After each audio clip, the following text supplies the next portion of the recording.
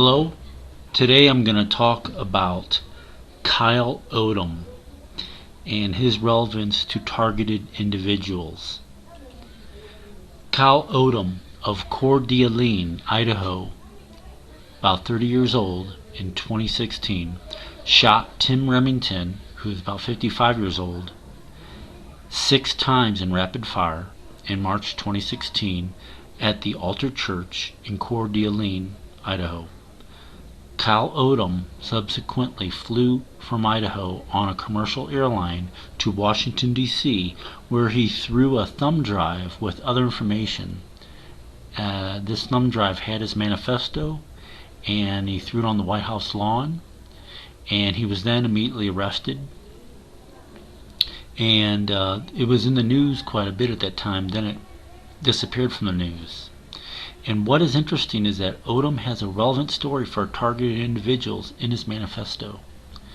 I will go over some of his details which are pertinent for targeted individuals and discuss how Odom had a greater insight into the gang stalking phenomena than most realize. In Odom's manifesto, he discusses an advanced race of what he calls aliens that live and work among us humans undetected. Odom discusses that the people he calls aliens exist in all social strata and races. Now, I'll discuss Odom's manifesto, and at certain times I'll include commentary that is directly relevant to the targeted individual. Okay, the manifesto starts off with a description, starting. Who is Kyle Odom? Born and raised in North Idaho, Kyle Odom grew up in a loving family, joined the U.S. Marine Corps after high school, developed an interest in science, went to school for a degree in biochemistry, won numerous scholarships and awards, graduated magna cum laude, then got invited to a prestigious university to work on genetics. As you can see, Kyle Odom is pretty smart. He claims he's also 100% sane and 0% crazy. And Kyle Odom has here, why did he do it? Why did he shoot Pastor Tim Remington of the Altar Church in Coeur d'Alene, Idaho? Kyle claims his life was ruined by an intelligent species of amphibian humanoids from Mars. He wishes he was joking, but keep reading. And I'll keep reading here.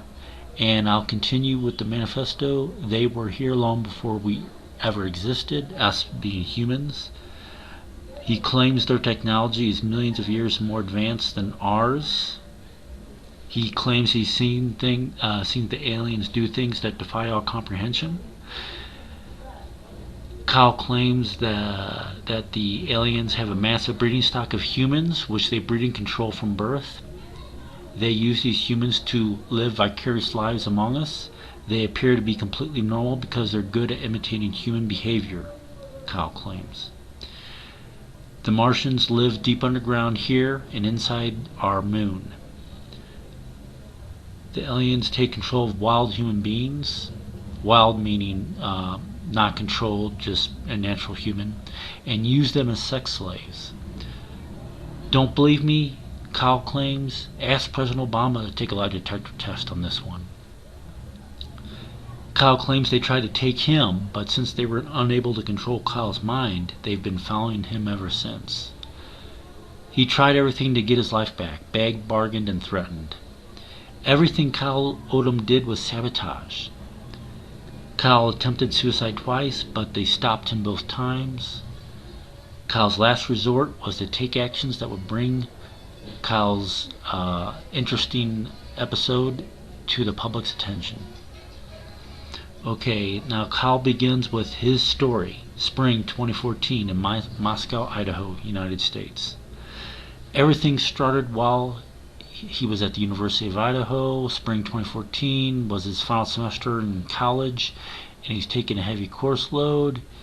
He's very stressed, so he learned about meditation to help him in his stress. And he kept working on meditation techniques to achieve extreme states of consciousness. He claims this continued until one night in February 2014 when he had the most profound experience he's ever had, lying in bed. Then suddenly he left his physical body and claims he did astral travel. He entered space that was completely dark, had no awareness of his physical boundaries or orientation. He felt peaceful until blue light began to approach him. As the blue light got closer, he realized it was another being. Once he was in the being's presence, he felt an immediate sense of wrongdoing. It felt like I was being told you shouldn't be here. He instantly conceded, felt guilty, then began to distance himself from the being. This had an impact on him and seemed to change. He says this changed the aliens' position on Kyle. So the aliens would have known about this meditation experience and the astral traveling. During this experience, his minds became connected with a being he met. He saw the being was a female. He had a euphoric, comforting, and blissful feeling. And next thing he knew, he woke up. He was in tears. And then he continued on with school. Whenever he thought of meditation, the thought was stripped from his mind. The remainder of his school semester became very simple for him. About a month later, he started interviewing at graduate schools. Shortly after interviews were done, he started receiving offers. He accepted an offer for Baylor College of Medicine to work on a PhD in human genetics. He was very excited. In July 2014 to October 2014 in Houston, Texas, Kyle claims everything changed for him once he started the program. Kyle claims the moment he arrived, he could see flaws in the professor's research. Kyle claims his mind was expanded, that he could instantly understand implications of entire research projects. This caused Kyle to be very concerned about what he was doing. He felt like he's wasting his time. He told his advisor about it, and his advisor casually brushed his concerns aside. The advisor told him, just have fun, it'll be fun. And Kyle continued on with the program. And Kyle decided then eventually to leave the program, and then the day after that his life became a living hell. He claimed he couldn't sleep and his mind felt sapped. Kyle claims he's at peace with his decision, so he knew something strange was happening to him externally. After a few days of this, two graduate students began reaching out to him, Eugene Laurie and Brandon Picard. Kyle barely knew these people, so he thought it seemed unusual they would contact him. When Kyle went to see them, they both kept pointing their finger at Kyle, saying pew pew, like they were shooting a gun. They did this over and over, and Kyle kept wondering what their problem was. Months after Kyle left Houston, he was told that Eugene and Brandon were not human. Kyle was told they were tasked with making him into the next school shooter, as they called it. He imagines this is why many of our school shootings take place. Anyway, things slowly improved after Kyle stopped talking with Eugene and Brandon. He tried to figure out what to do with his life. Claims he could barely think well. Eventually he left Texas, started applying for jobs. Then October 2014 to August 2015, Kyle went to Coeur d'Alene, Idaho. And in spring 2015, Kyle secured an interview with a food company. He thought he was about to get something going on with his life, but he was wrong. He couldn't sleep at all the night before the interview. And he said after the interview, he felt fine and looked fine, and things went well. But then, after he got on the airplane, he says there was a weird story. He said Kyle went to sit on a seat that was not assigned to him, and there was a man next to him that began to telepathically manipulate Kyle. And there was someone sitting in front of Kyle that held up a newspaper that said psychic reading on it for approximately 5 minutes straight in front of Kyle. And Kyle understood that there was a message being sent to him that he was being psychically read by these people next to him on the airplane. And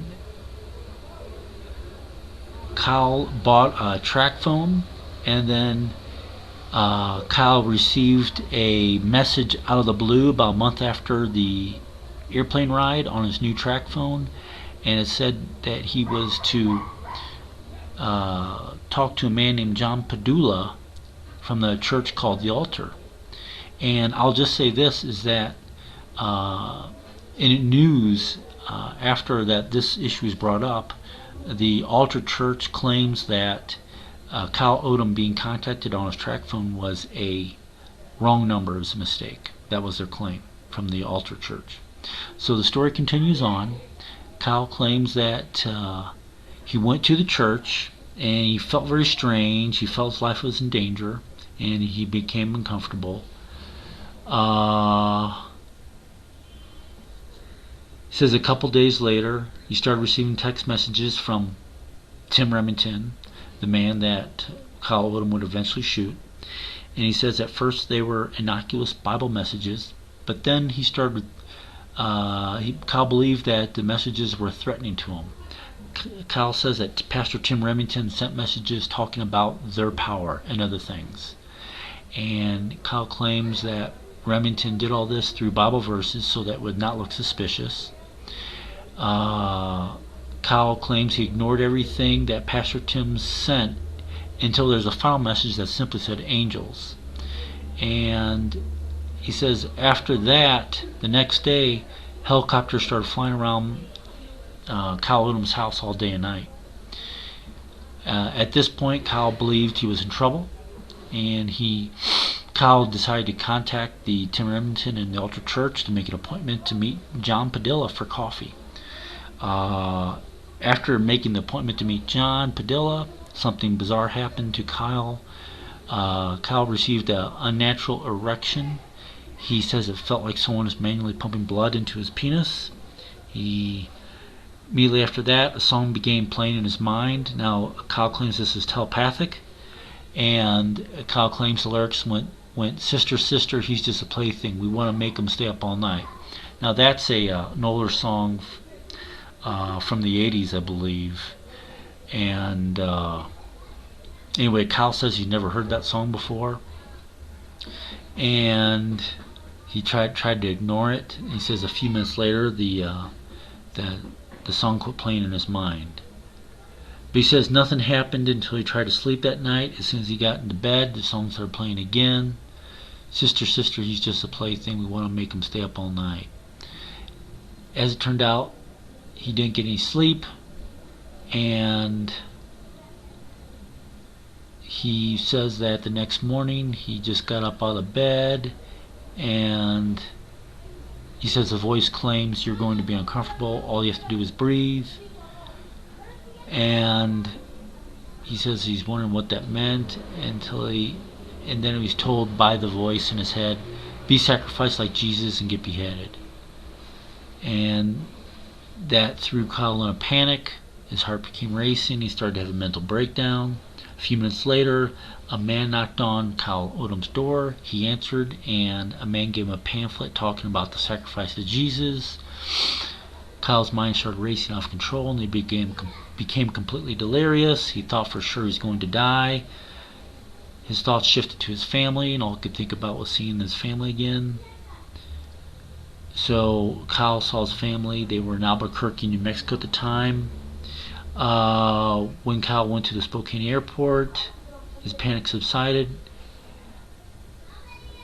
When Kyle got to the plane to Albuquerque, he sat next to a huge man who Kyle claims the man kept talking to Kyle telepathically that the man was going to crash the airplane.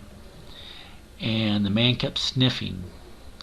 And Kyle didn't know what to do, so he stayed calm, and he claims the telepathic man next to him became angry about Kyle staying calm, and the man started touching Kyle's leg. And Kyle claims the second the man would touch him, he could feel the man inside his mind. Now, I'd like to insert a commentary at this point. Now, with Kyle claiming that the telepathic man touching him, he could sense the man directly in his mind, the gang stalking night operations people, they like to touch the targeted individual whenever they do a night operation, and if they can get inside the sleeping area of the targeted individual, they want to touch the targeted individual because it gives them a direct, strong connection to the targeted individual that isn't in any way attenuated, or their mind link isn't weakened by distance. And that's something I learned from experience, and Kyle Odom is discussing that here. But to continue with Kyle Odom's manifesto, Kyle Odom panicked whenever the man would touch him, and Kyle was on the edge of causing a scene. Before he caused a scene, the man telepathically told Kyle Odom that he did a great job, he passed. He says, go enjoy your family. And he said, we have a job waiting for you when you get back. And Kyle continued on with seeing his family. When he went to the baggage claim, getting off the airport to see his family, he says a huge group of this network of aliens or humans that are mind controlled were surrounding him at the baggage terminal, and they kept sniffing and acting unusual.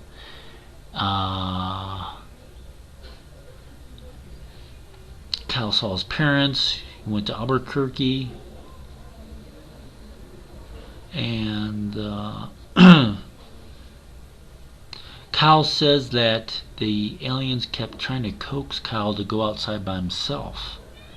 Kyle was scared they would kill him, so he refused. Eventually, Kyle felt threatened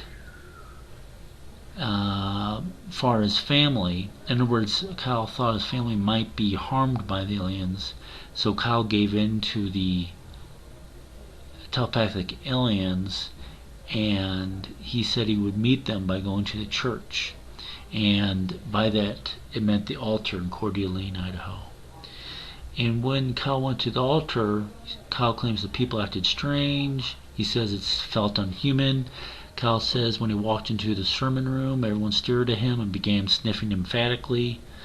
Kyle felt scared, and he sat down. Someone sat next to him, and he could smell some disgusting smell. He claimed smelled like reptile vinegar.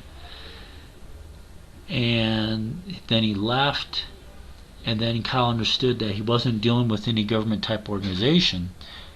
He was dealing with something Kyle claimed was extraterrestrial. Now I'd like to input a comment here, is that I understand what Kyle is saying. This is not a governmental organization, and this is a very tightly knit group of telepathic beings, and highly organized, and when highly telepathic, and that gives them a big capability that normal humans don't have. Now, in my commentary, and begin discussing the manifesto again, Kyle received no further instructions from them after that, so he began applying for jobs again. Even though Kyle felt he'd done exactly as the aliens requested of him, the aliens still followed him everywhere he went. In other words, he's being gang stalked. And as time went on, the gang stalking was day and night. Kyle began to hear voices in the head more often and began to hallucinate things that he knew weren't real. Kyle claims they started playing with him sexually, and Kyle claims the males and females would play out their sexual fantasies in his mind. This came with random and uncontrollable erections as well as extreme anal stimulation. Kyle claims the harassment continued for weeks and intensified as time went on. Kyle claims he did his best to maintain his sanity and tried to avoid the aliens. Kyle said this worked for a while, but eventually he had a, quote, huge meltdown, unquote.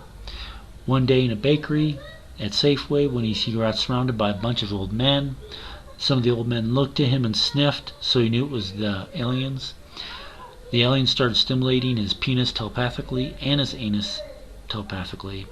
And then the aliens, he claims, spoke aggressively, and he says they said to Kyle, humans are nothing more than the result of a successful genetic experiment. Kyle claims the aliens said, you are a threat to the way these people think, and you can no longer be free in society. Your life is over. You're nothing but a toy. Your purpose now is their sexual enjoyment. Now, I'd like to put a comment on this. This is very interesting because Kyle Odom is claiming that the telepathic gang stalkers that he claims are aliens are telling him that humans are nothing more than a result of a successful genetic experiment. And I know that the Anunnaki crowd would like that. I find that very interesting that they would put that line in there because that backs up the Anunnaki position, and also the fact that you are a threat to the way these people think. You can no longer be free in society.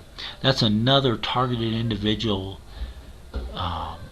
thesis that you see quite a bit on the internet and YouTube, and that there's a claim that targeted individuals are real free thinkers, and that they're such truthers and free thinkers that they have to be controlled in society so that they don't harm all the sheep people that are in society.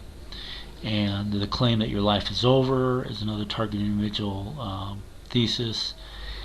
And there's a sex slave issue. So these are four things came up here in this manifesto that seem to be a common targeted individual thesis. Kyle, now continuing on with the manifesto. Kyle claims they continue to say other explicit things that were obscene, and before they finished talking to Kyle, he became angry. Kyle wanted to kill him, but he didn't, he claims. He claims he left the store to calm down. He says the rest of the night his body was telepathically manipulated, and that his penis was continually stimulated, and he couldn't stop ejaculating, and it became painful. And then Kyle decided to commit suicide. He attempted to commit suicide, but he says that he was stopped from committing suicide telepathically. And Kyle says that he committed himself into a VA mental hospital for a while, took some medication, and then left. And Kyle claims when he left the VA mental hospital, everything in his life was sabotaged. Kyle claims that the gang stalking aliens didn't want to kill him, but they just wanted him to live in a depleted state. Kyle went back to the altar church in Coeur d'Alene to ask them what they wanted from him. And Kyle claims this is their response. We want you to be our sex slave, Kyle claims that the altar church mentioned. Kyle was thinking they were serious, and he sat there waiting for them, the church people in the church, to do something to Kyle. All the people said was keep coming to church, so Kyle did. After a few more services, Kyle talked directly to Pastor Tim Remington face to face. Pastor Remington told Kyle that he should consider becoming a minister. And while Kyle was discussing Tim Remington, Kyle claims that Tim Remington's face changed in configuration to look like a green amphibian type face with large eyes and a pointy head and a large mouth. And that Kyle claims that only lasted for 1 or 2 seconds.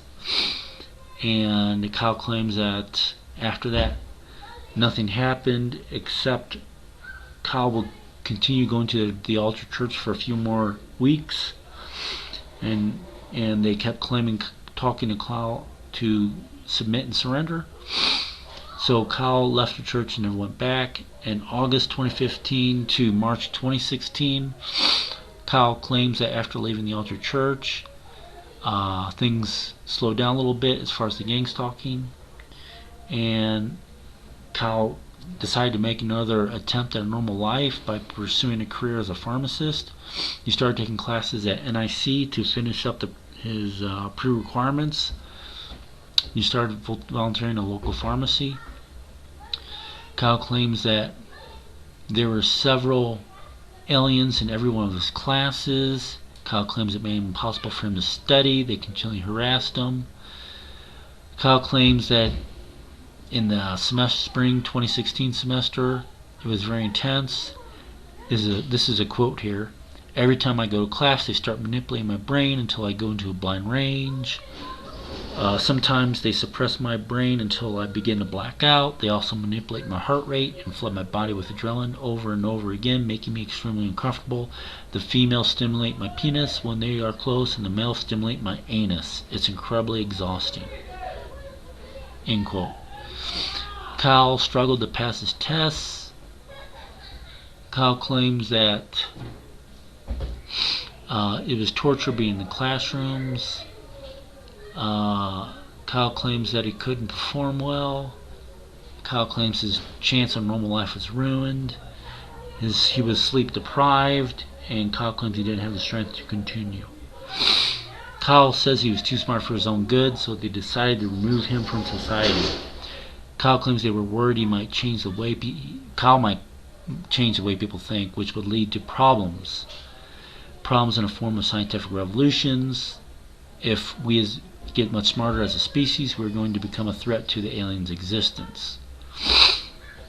Kyle claims that he's not crazy. Kyle claims the Martians are good at hiding in plain sight, that no one would know they exist unless they revealed themselves.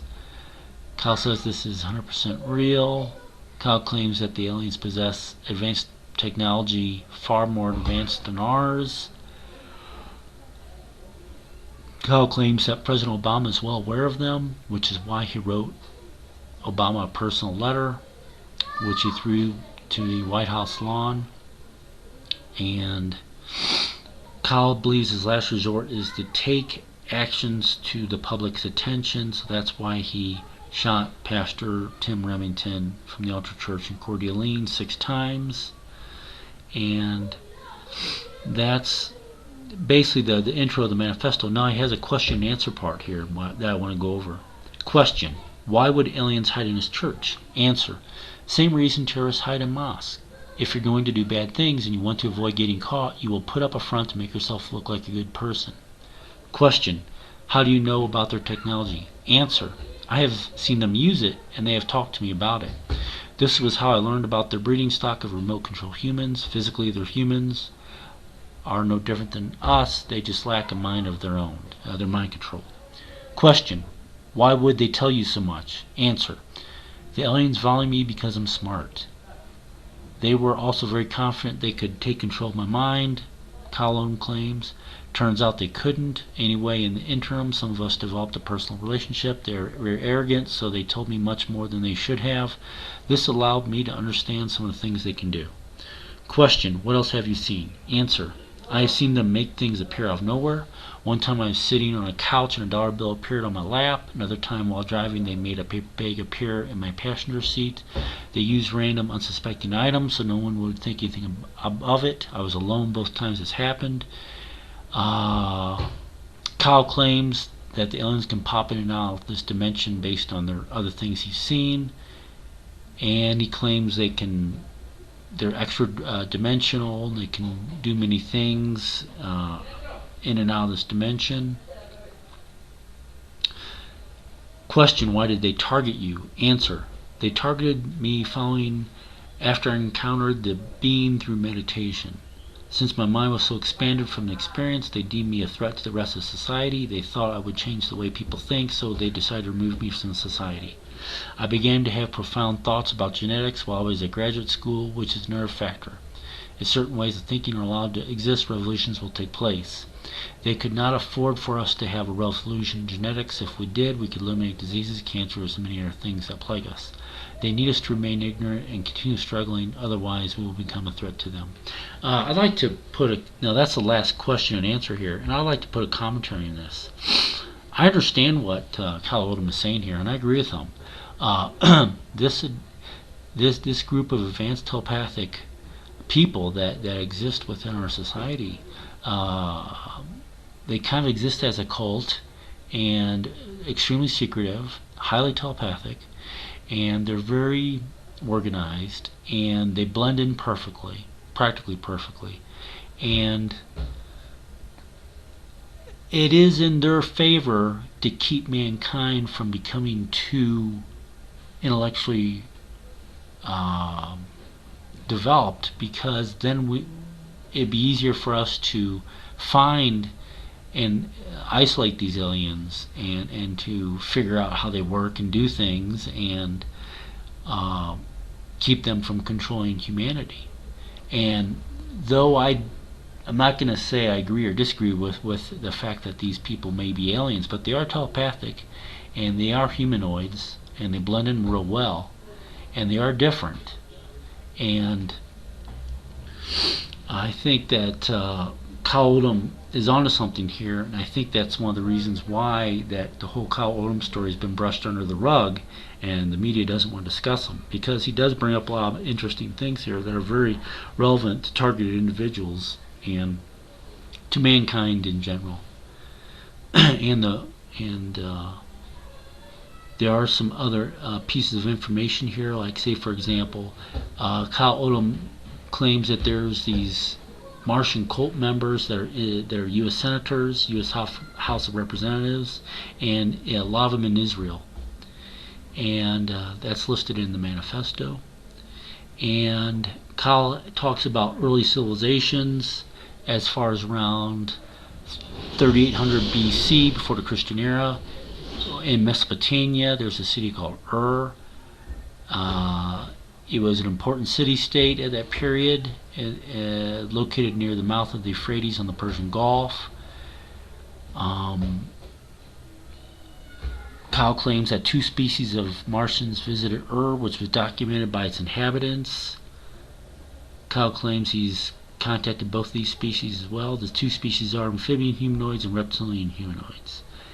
And Kyle claims humans living in Ur at 3000 BC created figurines to document what they had seen. And Kyle mentions figurines that you could search for pictures of on the internet that let you see amphibian humanoid looking people and some humanoids with gigantic eyes. Kyle claims that the Bible, the Holy Bible, was inspired by Martians, not God. Kyle claims there is no God. Kyle claims that religion was created to keep mankind divided. Let's see. Kyle claims God was a concept created by the Martians to control the minds of primitive man. Kyle claims the only good thing religion has ever brought mankind was tradition. And Kyle claims that God existing as a trinity comes from Martians. And Kyle claims that John F. Kennedy and Dwight Eisenhower were fighting the alien network. Kyle claims every U.S. president finds out that Martians are real, and that President Eisenhower warned us about them. President Kennedy stood up against them. And it goes on somewhat in some. Kyle claims that this telepathic alien network is doing this to mankind because we as a humanity rejected the aliens. In ancient Mesopotamia, Kyle claims that the aliens tried to live among us, and it never worked out, no matter how many times they tried, and it caused the aliens to develop an extreme animosity towards humans. Consequently, they have a vendetta against every wild, natural human. Kyle claims the Martians have zero self-esteem, that is why they live vicariously as humans. Kyle claims, now this is interesting, Kyle claims that these telepathic aliens can take control of wild human minds. And he says he's seen the aliens do this to multiple people, and they've done it to him as well. And Kyle claims the only time they're able to take control of his mind is when when Kyle wakes up in the middle of the night. They make him say extremely strange things, and his body parts of his body flail around uncontrollably. Kyle claims that telepathic aliens tried to take complete control of his mind on multiple occasions. While at school, they were never able to. This angered the aliens severely, which is why they caused Kyle to drop out of school. Kyle has no options in life left. Kyle claims that aliens have no intention of letting Kyle live a normal life. Okay. And I'm gonna Kyle talks a little bit more about the aliens, but I want to talk about some of the characteristics of the target individual and the telepathic aliens that Kyle's talking about. Now I'm going to start my commentary here in that I believe that Kyle was highly manipulated by the telepaths, and I strongly believe that Kyle had a strong receptivity to telepathy, and that's why they're able to make Kyle see things when Kyle was wide awake, give Kyle hallucinations, manipulate Kyle's body while Kyle was wide awake. Those are things that tell me Kyle was very much susceptible to telepathic manipulation, and it sounds more extreme than a usual case. So I think Kyle was very vulnerable to the telepathic manipulation by the gang stalkers, and I believe that the gang stalkers themselves are manipulating Kyle into kind of believing that the gang stalkers have advanced technology and that they're that they're amphibians and are reptiles and that they're from Mars. I think that's all manipulation because that supports the Anunnaki storyline that I believe some of the telepaths are trying to push. And another thing that's very important is that Pastor Tim and Remington, who appears to be part of this telepathic cult network, it's very common for those people to be in these non-denominational evangelical churches because it lets them do their thing in an uncontrolled environment. Because if they're part of Catholics or part of an Orthodox church or a Protestant mainline denomination, they'd be highly restricted in what they do, and there would be people looking over them, and they don't want that. They want to have free reign, and having a non-denominational church gives the telepathic cult a safe haven to operate from, so they can do what they want to do privately to people. And Tim Remington has been given a lot of press time due to the fact that he's involved in street ministry in California and that he's been involved in a lot of drug rehabilitation work with people, and that's part of the telepathic cult network recruiting people. That's how they do it. They'll be, let's say for example, there's 10 people they got in rehabilitation. They might try to get 1 or 2 people to become a true believer, someone that's going to do whatever the church wants them to do due to the programming of the rehabilitation. So it's really, the whole church setup is how they run their operation. Not all of it, but just part of it. And that's how they get a lot of people in their network. So that's important to understand also. And so what we have with Kyle Odom is a young man that was taken advantage of due to his susceptibility to telepathy. They tried to control him. The telepathic gang stalkers tried to control him. They couldn't, so they decided to try to destroy Kyle Odom. Kyle Odom tried to fight back by shooting Tim Remington, who is a local leader of this telepathic cult network, and a light worker, you could say. And that's it. I think it was an unfortunate situation, but I think it's very relevant to targeted individuals. And I'll discuss this a little bit later also. Thank you.